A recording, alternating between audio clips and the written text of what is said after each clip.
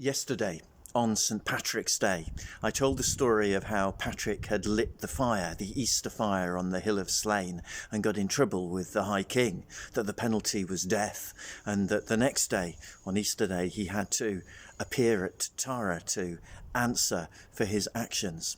It was a day of surprises, the first being that he actually turned up at all.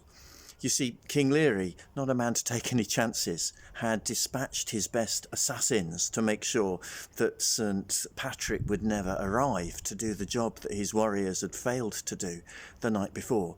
So when Patrick knocks at the gates of Tara, the king's jaw drops a mile. That night when the assassins came back, actually the king says to them, "Well, a fat lot of good you are. St. Patrick was here with his small following and the little lad tagging along this morning, bold as brass." And the assassin says, "Well, we don't understand it. We were there since dawn, hiding on the only path he could have taken through the woods from the Hill of Slain to Tara, and we didn't see anybody, just a small herd of deer with a little fawn tagging along the end, and, well, we weren't there to shoot venison, so we let them go." "You fools," said the king. "That was Patrick and his followers. Their god must have somehow disguised them." Anyway, back to Tara earlier in the day.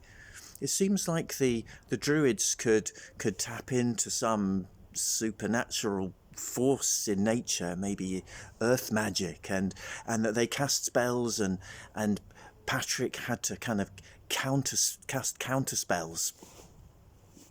For instance, they took him outside. One of the druids got up and passed his staff over the land. And as he passed his staff, the land was covered in ice and snow, and winter hung over the land.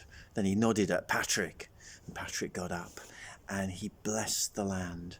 And as he blessed the land, then spring returned and the land blossomed once again.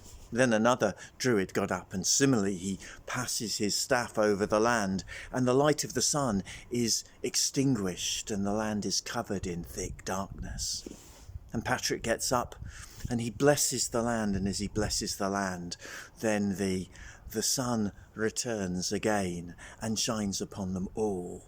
It's all very dramatic, and if you know the Bible, in the book of Exodus, you can find Moses having a contest with the magicians in Pharaoh's court. It's all a bit similar. And I guess the question that the Irish people need to ask of Patrick is this. Is your God for real, or have you just come with words? Do you just want to listen? Do you want us to listen to the latest philosophy?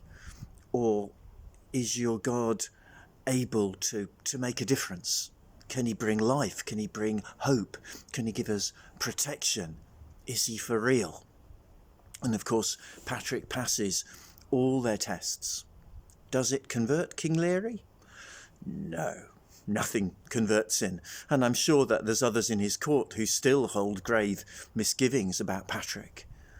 But for most people, they're not just impressed by Patrick, but they are drawn to him almost compulsively.